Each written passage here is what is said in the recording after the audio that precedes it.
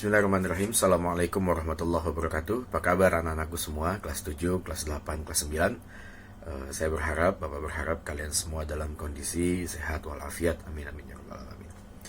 Nah, anak-anakku semua, minggu kemarin kita sudah memulai perkenalan tentang saya dan juga tentang pelajaran kemuhammadiyahan. Apa itu pelajaran kemuhammadiyahan? Bagaimana nanti kita akan menjalani pelajaran kemuhammadiyahan selama 1 semester ke depan. Nah, sesuai janji kami, alhamdulillah pada pagi hari ini kita akan mencoba memulai materi pembelajaran tentang kemuhammadiyahan. Nah, tetapi ada istilah dalam bangsa kita, ada pepatah yang mengatakan bahwa tak kenal maka tak sayang. Nah, maka dari itu pada pagi hari ini saya ingin kalian mengenal dulu Muhammadiyah.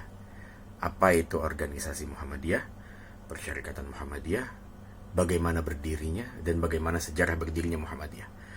Apa saja faktor-faktor yang melatar belakangi berdirinya Muhammadiyah. Nah, ini yang akan kita coba bahas di 2 pertemuan. Akan saya bagi 2 sesi pada hari ini dan minggu depan. Nah, anak-anakku semua, Muhammadiyah yang artinya adalah pengikut Nabi Allah Muhammad SAW. Arti dari nama Muhammadiyah itu sendiri adalah pengikut Nabi Muhammad. Muhammad dan ya nisbiyah digabung Muhammadiyah yang memiliki arti pengikut Nabi Muhammad SAW. Siapa sosok yang memberikan nama Muhammadiyah ini kepada Kiai Dahlan, mengusulkan kepada Kiai Dahlan? Sosok tersebut adalah salah satu dari 3 murid pertama Kiai Dahlan. Dia adalah Muhammad Sangidu. Nah, Muhammad Sangidu ini adalah orang yang mengusulkan kepada Kiai Dahlan tentang organisasi yang akan didirikan Kiai Dahlan bernama Muhammadiyah. Dan Kiai Dahlan beserta 2 orang murid lainnya, yaitu Kiai Fahruddin dan Kiai Suja, menyepakati nama tersebut, Muhammadiyah. Kalau kita pahami, kalau kita mengetahui, dan kalau kalian ada yang belum tahu, saya coba kasih tahu kalian bahwa Kiai Haji Ahmad Dahlan adalah sosok orang yang mendirikan Persyarikatan Muhammadiyah. Nah, orang yang mengusulkan dan memberikan nama organisasi ini bernama Muhammadiyah adalah Muhammad Sangidu namanya. Salah satu murid dari Kiai Haji Ahmad Dahlan.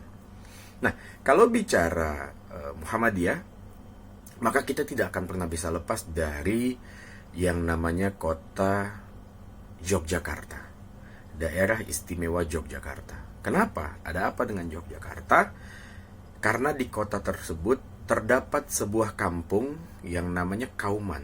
Nah, ada nama kampung yang sama dengan nama Kauman di wilayah namanya Semarang. Tapi di Jogja pun juga ada kampung namanya Kauman, daerah istimewa Yogyakarta. Nah, di daerah kampung bernama Kauman inilah Kiai Dahlan mendirikan Muhammadiyah. Pada tanggal berapa? Ada yang tahu? Nah, Muhammadiyah didirikan oleh Kiai Haji Ahmad Dahlan pada tanggal 18 November 1912. Nah, pada tanggal itu didirikanlah secara resmi organisasi Persyarikatan Muhammadiyah oleh Kiai Haji Ahmad Dahlan pendirinya. Nah, ada hukum sebab dan akibat. Sebab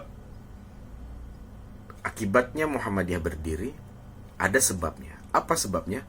Ada beberapa alasan yang membuat Kiai Haji Ahmad Dahlan yakin untuk mendirikan organisasi bernama Muhammadiyah. Yang pertama, sebab pertama adalah tentang kondisi keagamaan. Nah, anak-anakku semua, kita harus pahami dulu bahwa mayoritas penduduk Yogyakarta, masyarakat Yogyakarta, Kauman pada khususnya pada saat itu adalah beragama Islam. 100% beragama Islam. Tetapi agama Islam yang mereka anut sudah terkontaminasi dengan praktik-praktik budaya di dalamnya. Ambil contoh. Di dalam masyarakat Yogyakarta pada saat itu, di Kauman khususnya, mungkin sampai detik ini masih berjalan karena hal seperti itu tidak bisa dihilangkan 100%. Tetapi saat itu kondisinya jauh lebih parah daripada saat ini. Pertama, sangat marak praktik-praktik syirik di lingkungan masyarakat di sana pada saat itu. Contohnya seperti apa? Contohnya, jika ada beberapa warga masyarakat yang memiliki hajat itu dalam artian adalah memiliki keinginan. Contoh, misal ada satu orang keluarga memiliki keinginan untuk anaknya bisa segera mendapatkan pekerjaan. Atau ada juga satu keluarga yang memiliki hajat atau keinginan anaknya untuk bisa segera berumah tangga.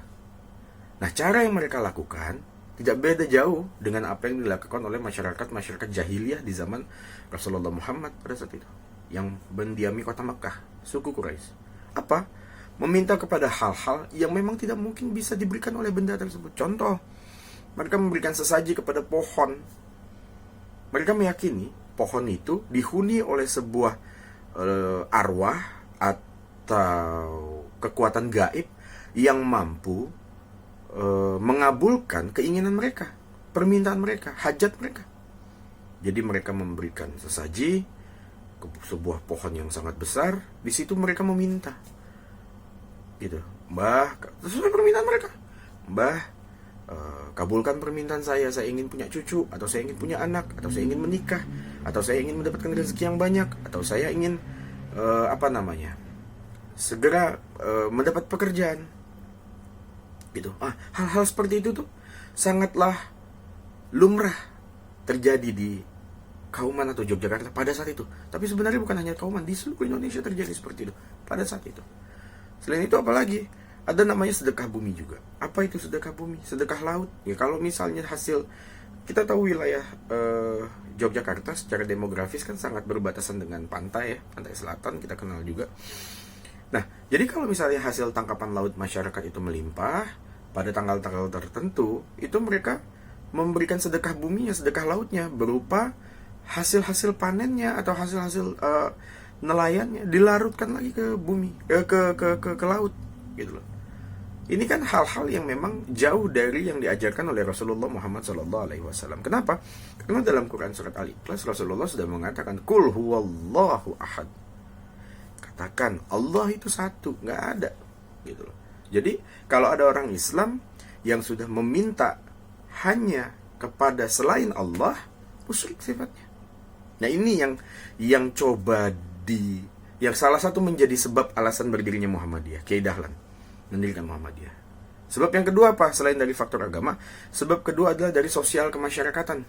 Ada pendidikan juga di situ masuk di dalamnya. Kenapa?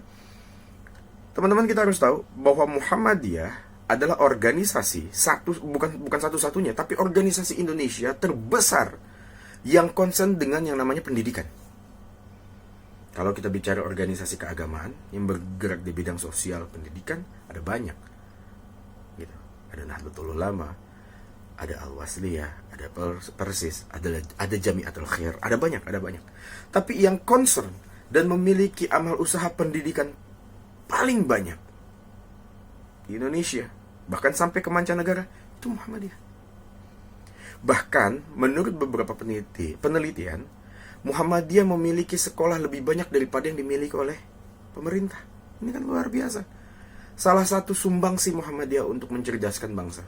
Nah, dulu di Kauman, Yogyakarta pada saat itu, waktu Kiai Dahlan berkeliling ke wilayah Kauman, karena Kiai Dahlan juga seorang tokoh, nanti ada momen, ada sesi di mana kita akan fokus membahas tentang Kiai Dahlan. Akan ada momennya nanti. Itu Kiai Dahlan melihat hanya anak-anak orang kaya yang bisa bersekolah. Sedangkan pribumi, miskin, sudah pribumi, miskin lagi, itu nggak mungkin bisa sekolah. Tapi anak-anak keturunan Belanda, ya, atau anak-anak pribumi tapi kaya, yang orang tuanya punya akses berbisnis dengan orang-orang Belanda, itu bisa sekolah. Mereka yang mengenyam pendidikan, gitu. Jadi kekayaan, kepintaran berputar di sekitar mereka. Nah, ini menjadi sebuah hal yang sangat membuat hati Kiai Dahlan miris. Akhirnya Kiai Dahlan membulatkan tekad untuk mendirikan sekolah. Sekolah Muhammadiyah pertama yang didirikan oleh Kiai Dahlan itu di teras rumahnya Kiai Dahlan. dikumpulin semua anak-anak yang memang tidak bisa bersekolah. Disitulah Kiai Dahlan mengajarkan mereka untuk belajar membaca, menulis, mengenal huruf hijaiyah, belajar mengaji. Itu semua diajarkan oleh Kiai Dahlan. Nah, atas dasar faktor ini juga salah satunya yang akhirnya membuat Kiai Dahlan mendirikan Persyarikatan Organisasi Muhammadiyah. Nah, dari beberapa faktor tersebut dapat kita simpulkan bahwa Muhammadiyah adalah organisasi dakwah yang bergerak dalam bidang pendidikan. Lalu ada satu hal lagi lain yang melatar belakangi berdirinya Muhammadiyah. Apa? Kiai Dahlan terinspirasi oleh Quran surat Ali Imran 106. A'udzubillahiminasyaitonirrajim. Wal takum minkum ummatu yad'una ilal khairi wa ya'muruna bil ma'rufi wa yanhauna 'anil munkar wa ulaika humul muflihun. Gitu. Kurang lebih artinya ada di antara segolongan kalian yang menyerukan orang-orang pada kebaikan dan menyerukan kepada orang-orang menjauhi hal-hal yang Allah murkai. Nah, faktor inilah yang semakin memperkuat hasrat Kiai Dahlan, yang semakin membuat niat Kiai Dahlan yakin dan mantap untuk mendirikan Persyarikatan Organisasi Muhammadiyah. Karena tanpa adanya organisasi kendaraan, maka tidak akan Muhammadiyah bisa seperti ini. Gitu. Tanpa adanya Muhammadiyah, maka cita-cita Kiai Dahlan tidak akan bisa sampai seperti saat ini. Bayangkan 1912 Muhammadiyah berdiri dan bisa bertahan sampai dengan saat ini, tahun 2020. Dan kalian, kita semua saat ini menikmati hasil jeripayah, kerja keras, keringat dan usaha yang dilakukan oleh Kiai Dahlan dan kawan-kawannya saat ini. Nah, atas faktor itulah beberapa faktor yang tadi coba saya sampaikan kepada kalian. Semoga nanti saya juga ada bahan bacaan yang bisa kalian baca, kalian juga bisa baca di situ. Nah, di sesi kedua nanti kita akan banyak membahas lagi tentang sejarah Muhammadiyah. Apa? Salah satunya kita akan tahu apa itu TBC, tahayul, bid'ah, khurafat, dan syirik. Ini juga salah satu alasan Kiai Dahlan mendirikan Muhammadiyah. Tidak jauh dari pembahasan-pembahasan yang tadi sudah saya sampaikan, sedikit sebagai rangkuman saja. Saya pikir sekian. Selamat belajar. Jika memang ada hal-hal yang ingin ditanyakan, silakan japri langsung pada saya. Dan insya Allah nanti kalau memang bisa, langsung saya jawab pada kalian. Sekian, Nunual Kolom Yomi Esturun. Assalamualaikum warahmatullahi wabarakatuh.